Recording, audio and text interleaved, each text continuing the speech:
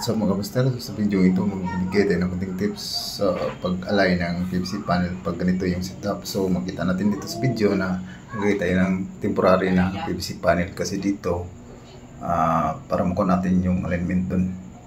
Kasi hindi natin alam kung kasya ba dito yung isang buong panel or tatabasan pa natin. So kailangan natin dito maglagay ng tangsi or ganito D-string na gamit natin. So dyan makita nyo na na-install na natin to. So dito kinukuhaan natin yun sa may kanto.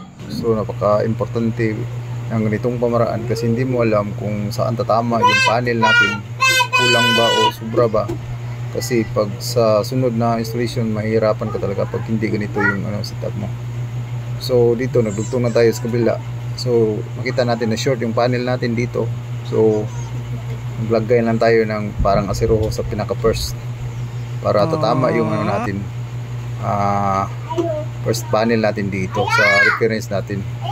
So sundan niyo to lalo na sa mga baguhan nitong setup at sana makatulong to sa inyo kasi pag PVC mahirap i-install pag ganitong mga sitwasyon.